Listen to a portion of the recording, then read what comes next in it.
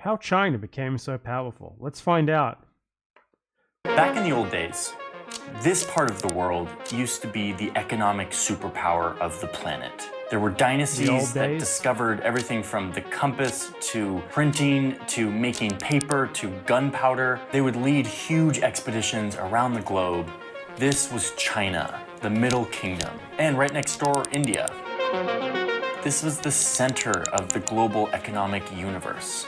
I mean, there was no global economic universe back then. What the fuck are you talking about? Global, like he just immediately frames it like, you know, the modern, very import and very well connected global economy isn't something relatively new. Like it's kind of framed as if it's been like this the whole time. It just used to be China and India who were the ones who were like on top of it, when no, that was never the case. Like they might have been more powerful, but they weren't like interacting with the rest of the world in anything that even remotely resembles like the significance that he is putting on it. But around the 1800s, that started changing. Around the 1800s?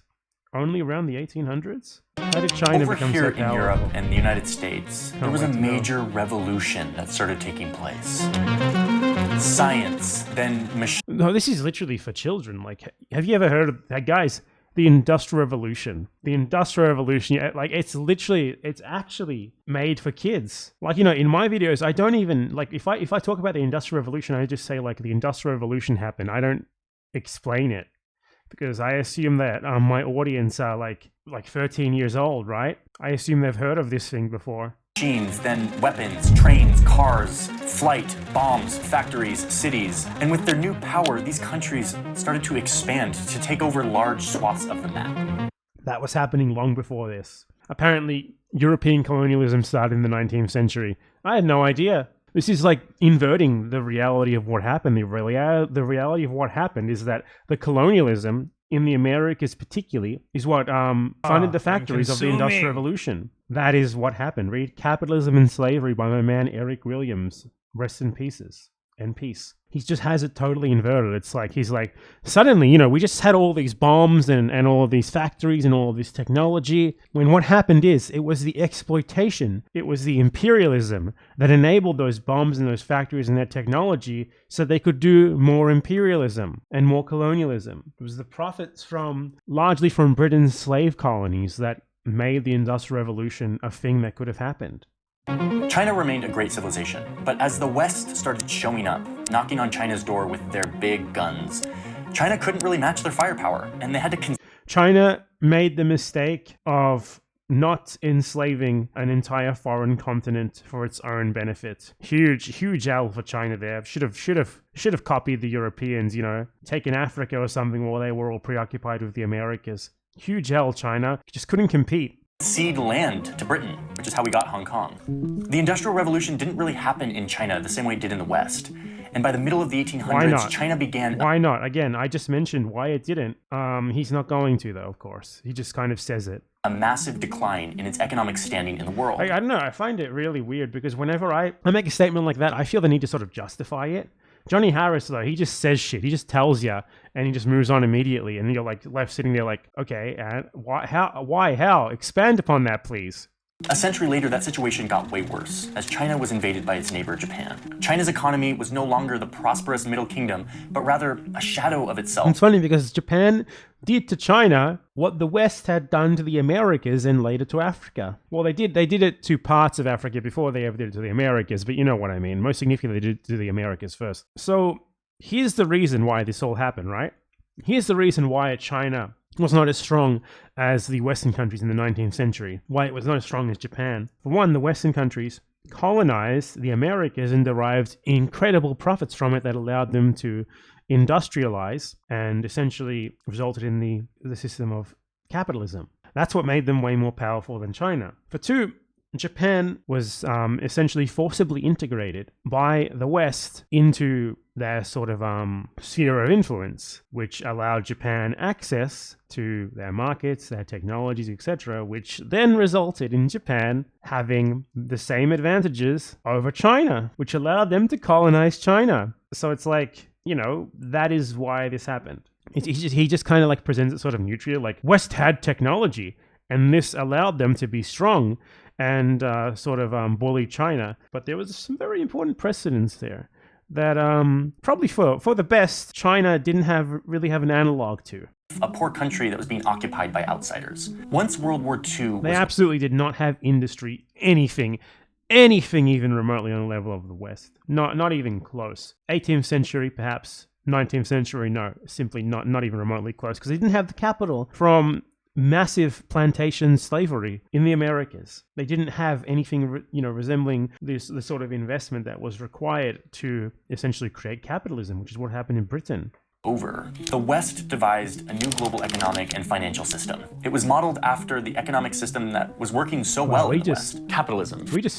Free enterprise. Still with some government oversight and high tax. We just skipped to 1945 and like Bretton Woods. And at this point, we're getting capitalism explained. This is like so fucking badly structured, disjointed. It's just not good. Like, I'm not even saying that from a content perspective. It's like, what the fuck just happened? Like, let's jump from the 19th century to 1945. And in 1945, apparently, now we're explaining capitalism. It's like rapid fire, just brain frying shit. No one who watches this is going to really learn anything. They're going to come out with like such a weird, basic, distorted view. It's like, I didn't even understand. Taxes for the rich and corporations, but it was still capitalism. And after the war, this capitalism would go on to become a miracle for many. Yeah, like there's no chronology or anything. There's just like, there's no chronological structure. There's not really any structure at all. Like, you're introducing capitalism in 1945? Are you fucking kidding me? Countries. Rebuilding Germany, France, Japan. For many in the It just really shows that as long as you have like enough stock footage on the screen or like some pretty graphics to distract the viewer, it doesn't fucking matter. It doesn't matter that you're not sourcing anything. It doesn't matter how egregiously wrong you're getting everything. All that really matters is that you can sort of hold their attention by just saying as much shit as fast as possible and having something visually stimulating on the screen. Like, this is the YouTube equivalent of the TikTok videos that have 3 different video games and a Family Guy clip playing at the same time. West, post-World War II capitalism was like a magic elixir that was fixing everything. It was working so well that more and more people started to believe that we needed to get government out of capitalism and let the market just do its thing. One of the major advocates for this idea of unfettered capitalism was this guy. No, this isn't true. This isn't true. It's just a misunderstanding of what neoliberalism is. Neoliberals love government interference in the market. What they love is government interference in the market and the benefit of corporations. It's not like they're just free market, because neoliberalism is not free market capitalism. Neoliberalism is specifically the government taking up the role as like a very, very sort of involved guarantor. Like, the government essentially crafts the market itself and sets the terms of the competition itself. It's not free market capitalism. It's not just leaving everything to itself. But I mean, whatever, let's keep going. In history, been a more effective machine for eliminating poverty than the free enterprise system in the free market. A Chicago-based economist named Milton Friedman. If they fail, they bear... This is also just wrong too. Like, there were so many precedents to Milton Friedman. It's just giving him, like, what the fuck? Just we go from 1945 Bretton Woods to Milton Friedman being held up as like a guy who just suddenly showed up and changed everything. He was like one sort of guy essentially like a paid advocate for capitalist interests in a long line of paid advocates for capitalist interests. He was one of the least original ones too. Like, Milton Friedman didn't really have anything to say that Hayek hadn't already said. Just Because if they succeed, they get the... Yeah, I mean, Friedman didn't have any real original ideas. Barely any original ideas. It just weird. At the core of this financial and economic system was that companies would get investment from people who own shares in that company. We call this a corporation. And that the sole purpose of this corporation was to make money for these owners or these shareholders. In Milton Friedman's own words, quote, "The social responsibility of a business is to increase profits. That is the role of a business. Increasing short-term gains for shareholders would benefit all of society," according to this model. And if you look at the data in the United States and the West, Milton Friedman sort of had a point. What? Because GDP went up? Okay, let's look at the countering data to this. Let's look at like the kind of graph that actually tells you something about people's lives, okay? Productivity versus the real wages produced. Productivity in this case essentially just means profit, right? So profit goes way up, wages stay around the same, maybe slightly less relative to it. Sorry, you guys can't see the graph because I'm blocking it with my fat head. This is, you can see this graph reproduced a million times in a million different ways. It's all the same. So like GDP goes up, your life, your quality of life doesn't though. So maybe he didn't have a point. Maybe the point that he had was that he was sort of obfuscating the truth, right? And why was he obfuscating the truth? Well, because obviously he was an advocate for the interests of the rich. This is what the rich do. They tell you that what's good for them is good for you through some dumb made up bullshit that, they pay tons of people like Milton Friedman to make up for them. And it's just completely fucking disproven by anything resembling data. But it doesn't matter though, because they just fucking ignore it. Pew Research, hardly a anti-capitalist source, very pro-US, very pro-capitalism, if anything. Americans' paychecks are bigger in terms of just raw amounts than they were 40 years ago, aka the rough beginning of the neoliberal period with Reagan, etc. But their purchasing power has hardly budged. You see? It's gone from $20.27, but when adjusted for inflation, adjusted for real wages, everything, it's only gone up by roughly $2.30 in that time frame in 40 fucking years.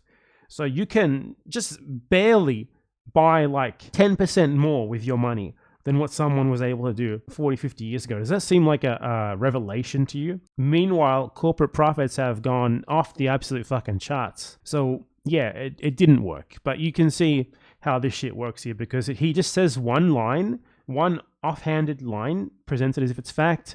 And in order to like refute it, I have to actually look shit up and explain what you're looking at to you and all this stuff. It just, it's a losing battle. I can't win versus someone like this, no matter what I do. This is why capitalist propaganda is so effective, because they just make claims that through like the barrage of like just spam of thousands, hundreds of thousands, millions of people just making these same claims as if they're true, you can't win against the pure saturation. You just can't win against the spam. Anyway, let's go on. Let's find out how China became so powerful. For shareholders would benefit all of society, according to this model. And if you look at the data in the United States and the West, Milton Friedman sort of had a point. And it led to huge prosperity in the West as the US economy exploded. Which is the fucking opposite of what happened. The neoliberal turn, the neoliberal turn killed what was before that a pretty constant, like 30 long year growth in standards of living in the West at the end of World War II. This is just completely wrong, absurd. I can't believe what I'm seeing. Like the Bretton Woods period post World War II, 1945 to around like the mid 70s, early 80s. That was what he's talking about here. That's like, that was the good period where everything was getting better. And then there was the neoliberal turn that fucked it all. He's just presenting it as the opposite of what it really was and providing zero evidence for it. It's actually annoying. Bloated. Wait a minute, but what about China? Are we talking about China and its economy? The Middle Kingdom, China? So while the US and Western economies are thriving because of this corporate free market capitalism that was taking over the world, China was descending further and further into decline. Instead of joining the capitalism party that the West was spreading throughout the world, China resisted, turning to a one-party rule communist system headed by this guy, Mao Zedong, who destroyed any chance of China's economy ever joining the prosperity happening around the world. Just prosperity happening around... Holy shit, there was just prosperity happening around the world. And this fucking bad man, he was just sitting there like, I don't want prosperity. I'm against prosperity. I fucking hate prosperity. Fuck that shit. This is literally for right-wing capitalist propaganda for a 7-year-old. This is PragerU level. Mao objectively massively increased standards of living in China. What's a decent objective? Considering, there's not amazing data for most things. We can look at, for example, life expectancy from, say, 1940 to, 1980 or so. I think he did a fairly decent job of increasing prosperity, considering the life expectancy in his country went from 33 years, 60 by the time of his death. Okay? What about something like literacy rates? These are imperfect measurements, but it's just kind of the best thing that we have. About 80% of China's population was illiterate in 1949. Success is apparent in the fact that literacy rates have risen from an estimated 20% in 1949 to a recorded 68% in 1982. So there you go. Mao quite clearly increased the prosperity of Chinese people. So it's just it's a PragerU style video of a guy using buzzwords like this bad man, he hates prosperity, he loves poverty, he loves it when people are poor, he just fucking enjoyed that so much that he denied them prosperity. Unbelievable. By the 1970s, China was a place of widespread poverty. The once prosperous kingdom had reached rock bottom. But that the fuck? There's no way that these pictures are not from 1970. There's no fucking way there's a picture from 1970. Give me a fucking break. Are you kidding? You can just tell. You can tell by the quality of the images. Like he uses like actual 1960s, 70s era photos earlier. You can see this one maybe 40s, 50s or so. But that one actually, I want to actually try to find this picture because to me this looks like a 19th century, perhaps early 20th era photo. So I'm gonna try to Google reverse image search this. Found the picture. He's trying to frame this as a picture from 1970. It's here on this page as the header of an exhibit in the Shanghai History Museum about everyday life in the Republican era, 1912 to 1949. So maybe a little dishonest there. He had to go looking for like pictures of misery from, like 60 years earlier. Anyway, I guess let's continue. Had reached rock bottom, but that was all about to change. So it's the 1970s, and this is China's new leader, Deng Xiaoping. He came into power hoping to turn around this 150 years of humiliation in China, the decline of China as a superpower. Elsewhere in the region, China's neighbors... Finally, it's like they had the bad guy who hated prosperity for some reason. He just wanted everyone to be poor, even though, the statistics kind of show that he was improving their lives very greatly in a relatively short period of time. And then we have this guy who's finally like, you know what? Poverty is bad, actually. What a hero. Had economies that joined the global economic party that was happening in capitalism, and they were thriving. They joined the global economic party that was happening in capitalism. This mythology around the Asia Tigers, right? Let's talk about that. Singapore, tiny little colonial trading post. It had a dictatorship that essentially kept its colonial trading post thing. It's one city. You can't apply that in any sort of broader context. Hong Kong, same thing. Taiwan, kind of different. It built its own industrial base, but it did so with sort of protectionism, which allowed it to do so. South Korea, much bigger country, did much the same thing. Malaysia, never even remotely as like rich in GDP terms as those other places. So I don't even know why it even counts here. Really, I'm just like, this is gonna take so fucking long to do, man. Responding to this because he just blurts out so much shit. China wanted to become one of the Asia tigers. It's not even Asian. It's just Asia tigers. They saw immense economic miracles and pulled... Immense economic miracles! Dude, he literally sounds like a neoliberal economist straight out of the 1970s, like the ones who would show up on like American primetime TV to talk about the benefits of neoliberalism. Millions out of poverty. Deng specifically went on a visit to Singapore early on in his term, where ethnic Chinese had adopted the free market and they were thriving. He felt inspired. They had adopted the free... What does that even mean? They had adopted the free market? What does it mean to adopt the free market? Ethnic Chinese people like innately tied to some form of economics? They adopted the free market? You think Chinese people hadn't been moving all around the world and opening businesses for like 300 fucking years before this? This is literally like, it's just phrased like it's for a toddler. Like you would show this to like a primary school kid and they'd come out thinking like at the end you would like have them sing a song like free market, prosperity, we love it, it's good for us. I'm not a good singer, but that's my song. If I wanted to neoliberal propaganda to little kids, I would sing some song, something like that, and I would show them this video. Maoist economic doctrine that had failed was over, and it was how had it failed? It pretty clearly hadn't failed. It was going pretty well, actually. See if China could rebuild its economy, experimenting with some Well, I guess failed. There's my definition of failure, which is like doesn't do good things for human beings, and there's Johnny Harris's definition of failure, which is number profit doesn't go up as much for corporations. Version of capitalism. But he had to do this carefully so as not to disrupt the one-party rule that China had created. So he decided to just focus on one little village, a sleepy village in southern China of just around 30,000 people, right across the border from the British-controlled Hong Kong, which at the time was thriving because of its hardcore capitalistic economy. Deng Xiaoping designated this little town as, quote, a special economic zone, where foreign companies could set up and invest in This isn't even like remotely. This is like such a tiny part of what he actually did. Like concurrent with this, he was essentially reforming the rest of China along more capitalistic lines. And he's like just hyper focusing on they suddenly built a free port for foreign trade. Okay, Hong Kong was essentially the same thing for them before this anyway. Before the handover of power, and Hong Kong also still had. It still mostly has, it's the same status today. It was a free port that they strategically used to allow them to import and export whenever it would be advantageous for them to do so from, a foreign port that was technically foreign port that was literally right on their doorstep. So creating a special economic zone in Shenzhen was not exactly like such a massive shift from very similar things that were already going on. But I mean, this is for children. Capitalistic free market. Hong Kong would sort of act as a bridge between Western businesses and this little gateway into communist China. It was still socialism, but with some Hong Kong was already that bridge. Capitalistic characteristics. What happens next is arguably the most mind-blowing economic miracle ever to have taken place on planet Earth.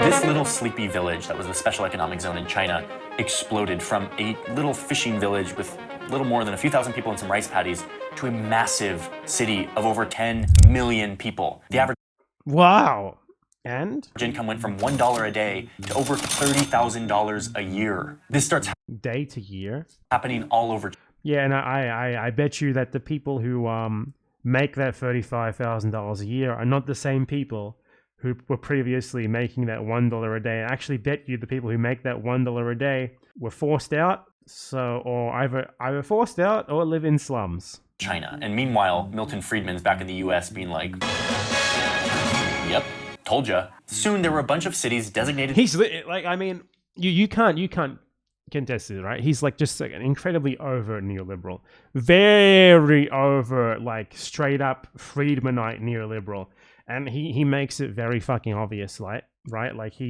there's nothing hidden about this, right? Like nothing like Kurzgesagt getting offended when you call them a neoliberal. He's just open about it. This is straight up like the sort of shitty video that like fucking like the Heritage Foundation would commission for their new hip YouTube channel being funded by some oil magnate. This is exactly what you would like. He is a straight up neolib. No fucking doubt about it. In China for special economic activity, or basically capitalism in a socialist country. And more foreign companies flocked to China for its cheap labor. It became the world's factory. China joined this trend of other Asian economies and eventually passed them up to become the second largest economy on Earth. You can see this in a graph. This year, Asia will actually pass the rest of the world in account. He's like it turned itself into like the means of production for the rest of the world, and apparently this sort of obviously exploitative relationship is good and great, and also exactly the same as what happened in the other Asian countries.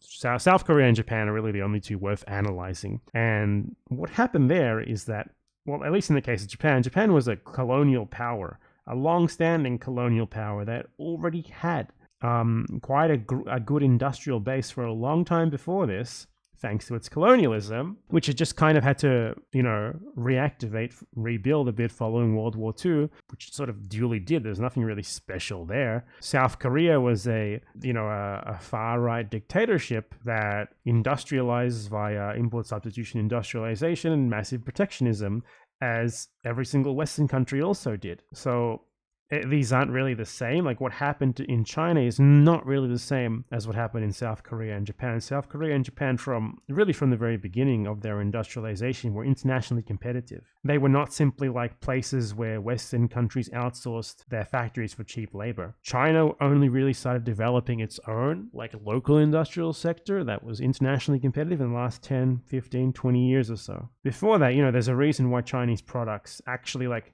locally made Chinese products had a pretty bad reputation. Half of it was racism. The other half of it was because Chinese industry just wasn't actually that competitive in terms of quality, so it had to rely more on quantity. But nowadays, it's the flip side. They can equal Western industry in terms of the quality of the products that it produces. So the point of me saying that isn't to like degrade China or any of these other countries or anything. It's to say that it's different. You can't just, what he's doing here is just saying China decided to join these other smart Asian countries that were doing the Western way of things that brings prosperity, when we're not talking about anything that was really analogous. For more than 50% of global GDP. It is a massive economic transformation, and it explains why China has become so powerful. Okay, but wait. This is a very wonderful story about capitalism and its ability to lift millions of people out of... A very wonderful story about Dude, could he possibly be more of just a fucking shill? Who's paying him to make this? Like, this is unbelievable. This has to be a sponsored video, right? No, it's a World Economic Forum sponsored video. It's a World Economic Forum video. It has World Economic Forum fucking links and links to like a World Economic Forum book. We need a better form of capitalism. This article is part of the Davos agenda. He wrote it. He was one of the two writers of it. Stakeholder capitalism. It's just a propaganda. I mean, it looks like a paid propaganda video because it is one. That's why, obviously. I should have scrutinized it earlier. I shouldn't have. He's a paid propagandist, just like Milton Friedman one. His job is to take money from incredibly rich people, which makes him rich but not as rich as them in turn, in order to make propaganda on their behalf. It's what it's all about. Poverty and to industrialize a country seemingly overnight. But there's another side to this coin that we need to talk about. I have two graphs I want to show you. Show me the graph. They look like this. Wait, let's look at... China emits more CO2, okay? This one first. It's called the elephant graph. Do you sort of see why? Let's deconstruct this graph and try to understand what this says about the past 30 years of the rise of China. On this axis is everyone on Earth, ranked by their income, grouped into percentiles. So these people down here make an income that is the 10th percentile, the lowest 10% in the world, and then the 20th percentile, and so on, up to these people up here who are basically during the heyday of shareholder capitalism and the rise of China. So you'll see how this plays out in just a second. Let's start plotting how much income growth each of these groups saw over the past 35 years. The bottom 10% saw their incomes grow by around 75%. Not bad.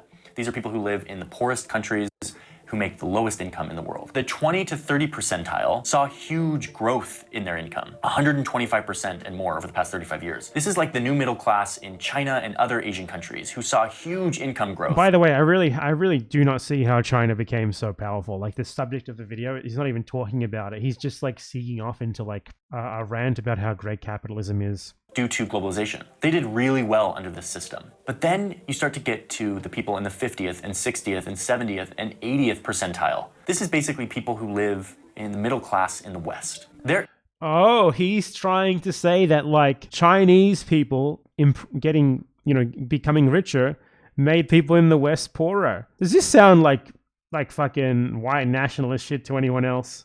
Incomes have grown much slower. Sometimes under 50% over the course of 35 years, which is little... I mean, you have more room for your income to grow when you're starting from a lower amount, especially in the Chinese system, where people's standard of living under the Maoist system wasn't particularly based on their income. They didn't have to buy lots of things. It wasn't exactly like the Cuban system, but it was similar to it. Yeah, their income went up because their things like eating food, healthcare, going to school, that sort of thing. They didn't have to pay for it before. And you can't really quantify that in a simplistic income graph. So it's like income in the West hasn't gone up as much as it has in China. Well, when you're starting from a much lower starting point, obviously increases are going to be much more dramatic before petering out. Unless you're a billionaire, of course, then your wealth increases exponentially at all times. Over 1% a year. Not very much income growth. And some of these people in the West have seen their incomes shrink, like the blue-collar workers in Detroit and the Rust Belt whose jobs disappeared to China. So far you can sort of see why this makes sense. China. The people in China who benefited from this mass industrialization saw huge benefits. And the people here in the United States and in the West who saw jobs go overseas to China saw Literally, they're stealing our jobs. Way slower growth in their income. But watch what happens next. when we get to the groups of people who are at the 99 percentile, basically the richest 1%. This is a video made at the behest of the World Economic Forum for something called Stakeholder Capitalism, where capitalism needs to be saved by basically giving workers shares in the companies that they work for.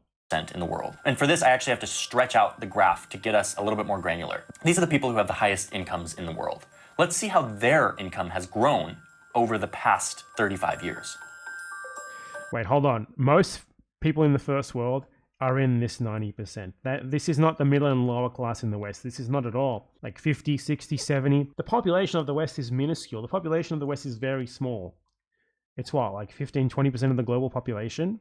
So most people in the West are here. Even the middle and lower class are around here. They're not here. That's another thing that's wrong here. Even though this is obviously based on faulty bullshit data. You can see that their income has exploded under this system.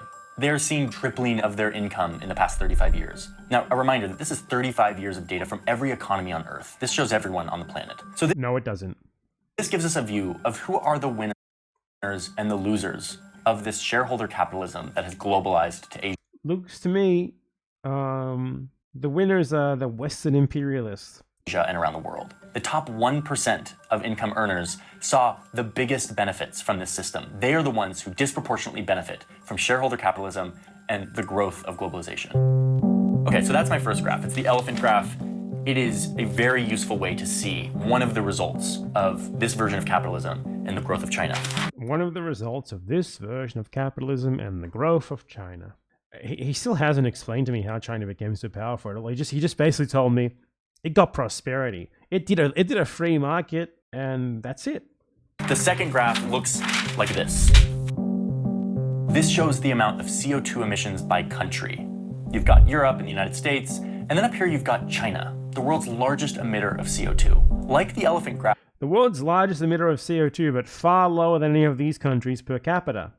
This graph combines loads of data to show us that shareholder capitalism focuses so much on short-term profits for shareholders that it leaves out any consideration for how this economic activity affects the planet. And by the way, he kind of said earlier that China's supposed rise here was based on it becoming like a place for cheap labor, for essentially to export factory work for Western countries and the rest of the first world. So these emissions then, which he is denouncing so heavily as China being the worst emitter in the world, on whose behalf are they being emitted?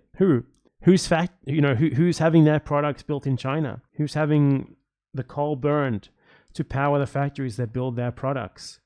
Is it these places? Yeah, it is. Yeah, and there's just so much fucking going on here. It's just he just tells you what to think. He doesn't provide you evidence for why you should think what he thinks. He just tells you what to think straight up. Like, it's because of prosperity. It's because of free market. It's good. Milton Friedman is God. It leaves out any consideration for how this economic activity affects the planet we live on and our ability to live on it. I know you've heard this message a bunch, and if you're like me, it is hard to not become sort of numb to this impending crisis that we don't really know what it looks like, and it feels like there's nothing we can do, but we have to do everything really quickly. But let me just like how China became so powerful, and now he's just like seeking into like how we should solve climate change by giving workers a little bit of shares in their company. That's like what Tesla does. Just reiterate in my own words that it is now a certain fact that our global climate is changing in such a way that it will very likely lead to immense shifts on our Earth and our ability to live on our Earth. It's already happening, it will continue to happen, and all we can do now is maybe put on the brakes a little bit. Okay, let me just wrap this up and give you my final thought on what this all means. You haven't told me how China became, like, this is not how China became so powerful. This is just a video about how neoliberalism is good, and we need to maintain capitalism by any means necessary. Means. I'm not showing you all these graphs because I'm just like a data nerd who loves to look at graphs, although I kind of am. Sorry. I'm showing you these graphs because the story of the rise of China is often a story of how capitalism has pulled tens and hundreds of millions of people out of poverty, and it has, and that's amazing. But these graphs give us a view of what it has also done, what this version of capitalism also incentivizes and results in. If we're going to consider the effects of this version of capitalism... Well, he's basing his claims about the positives of this version of capitalism on falsehood, so it sounds like it's just all bad. we have to look at all of its effects, not just some of them. So, what's the solution? Is it socialism? No, it's not. It is simply a new version of capitalism. He doesn't even have to. He doesn't even make an argument. He just says, socialism? No! We need new capitalism. Let's try the same thing again. A reframe. Something new? Nope. Same how we think about business and globalization. One that old I don't need to prove my claims. I'll just fucking tell you what to think. Friedman would despise, and one that more and more businesses are actually realizing we must adopt. The solution isn't to scrap capitalism altogether, but instead to expand it. To not just focus on shareholders and delivering them short-term profits as quickly and as efficiently as possible, but to also focus on other people who are affected by the business. You can call these stakeholders. All that we need is to have businesses graciously treat their employees good. Yeah, that's gonna work. They're 100% incentivized to do that, aren't they? This is like the customers and the suppliers and the employees and the government and the overall economy and the planet. Basically, what he's saying here is we should just magically make businesses not act in pure self-interest when you could have socialism and you could just skip that fucking impossible step entirely. But no, he doesn't need to argue against it. He can just say no. And, of course, shareholders. This is called stakeholder capitalism, and it's basically just an acknowledgement that businesses that focus only on profits for shareholders don't end up benefiting everyone. There are winners and losers. It's not good for a huge swath of the population, nor for the changing climate. Oh, and by the way, this isn't some fringe liberal idea. Some of the biggest companies here in the United States, like Walmart, Apple, JP Morgan, have signed on to adopting a new model of capitalism. That shows you that it's fucking meaningless. That shows you that what they're doing is essentially a PR exercise. Little more. Nothing has meaningfully changed. If fucking Walmart is willingly signing on to do something, that means that it doesn't at all threaten Walmart's interest in any way, shape, or form, which is a great fucking indicator that it's actually not something new that benefits everyone else, that it's actually just more of the same shit, just with a different framing. This is changing, and in the next 5 to 10 years, I believe we will see a new version of how businesses interact in the economy. So you're probably wondering, a new version of how businesses interact in the economy? What the fuck does that mean? They're just magically not going to be driven by endless profit anymore? No. He doesn't actually tell you about what this actually means. It's just like very vague. We need businesses to start caring about these other things, and I believe that they're going to do it. How? Why? How are they? Explain yourself. He never explains anything. Listen, I clicked on a video about the rise of China, and we're ending here with stakeholder capitalism.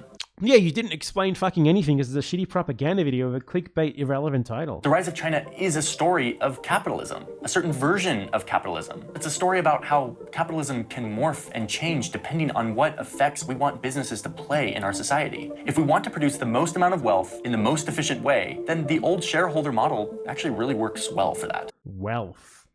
For who? If you want to produce a lot of profit in the shortest amount of time, then yeah, neoliberalism worked really well for, the owners, not for anyone else. But if you want businesses to benefit everyone, including our children and our grandchildren and their ability to live on this planet... I don't want business to benefit anyone. I don't want business to do shit. I don't want there to be businesses. I just want, these people work backwards. It's like, how can we justify the existence of capitalism? How can we justify, the dominance of corporations, of corporate interests? Well, we can do so by claiming that they increase people, that they could potentially, maybe make people's lives a bit better than they are now, give some concessions as a treat, rather than starting from the preposition that obviously leads to socialism of, well, the point of an economy, the point of society should be that everyone has everything they need and the capability to pursue whatever pursuits they may want to pursue. That would lead you to think, hey, maybe having a capitalist economy is actually bad because it doesn't do that. It doesn't even remotely do that. Our capitalism needs to pull in more priorities than just profits for shareholders. The inspirational what may be right for one stage in the development of an economy may not be right for another stage. Just a straight up Milton Friedman quote. The so-called greenhouse inspirational Milton Friedman quote at the end. effect is created by carbon dioxide, a colorless, odorless gas. So I got to dig through a lot of data for this video, and I was able to partner with the World Economic Forum, which is a think tank that I respect. They actually pioneered this idea of stakeholder capitalism decades ago, well before The World Economic Forum is just a fucking advocacy group for the interests of the world's worst capitalists, the world's biggest and worst capitalists. If they are advocating for something, it's because it benefits them. It has nothing to do with them caring about the stakeholders or whatever the fuck. Or Apple and Walmart realized that it was a good idea. The head of the World Economic Forum just launched a book called literally Stakeholder Capitalism. Oh my God. It's an in-depth look at not only the rise of Asia and China, but also other major trends that help us understand the need to upgrade This is dog shit. It's just like gish gallop word salad bullshit. Meaningless. Nothing is explained. Nothing's expanded upon. No evidence is given for really anything. And it's not even about what the title claims it's about. capitalism. The book is really good. It's packed with useful information and graphics. It's easy to read and to comprehend. I'm going to put a link in the description where you can learn more. Everything about this guy's channel is for fucking children. Now if you want to get a deeper look into the future of our economy. Thank you, World Economic Forum, for partnering with me on this video. World Economic. If you are a YouTuber or like any sort of person of any remote celebrity who has ever said the phrase "Thank you, World Economic Forum," that's it. It's fucking over for you. You were impossibly compromised to the point of uselessness. Long before that point, you were already a disgusting propagandist, but now it's just undeniable. The Davos Summit happened this week, and I'm really glad that I was able to be a part of it. So, hope you're all... I was being a part of Davos Summit and being glad that you're a part of it is demonic. This is a demon from hell. This is Satan. This is the Antichrist. Look at this. This is the Antichrist. Doing well, having a good... Look at his eyes. Look at the way he's looking away. The Antichrist isn't even confident enough in what he's saying to look directly at the camera to maintain eye contact with you. He knows that he's deceiving you. Yakub, this is the worst of your creations. Anyway, yeah, that was a ride. Wow, this guy's videos are... I don't even know how to describe them. It's just like a barrage of dumb shit. Confidently claimed dumb shit, simplistic shit, like... the way that you would propagandize towards a 12-year-old child, but apparently they're getting like 4 million views from adults, which is terrifying. None of this had anything to do with the topic of the video. It was barely even touched on. It was just like a celebration of neoliberalism. That's really it. A celebration of neoliberalism, and then him saying, well, neoliberalism can maybe be a little bit nicer. And then ending the video by saying, I was paid to make this video, by the way, by the world's richest and most powerful capitalists. Anyway, see ya.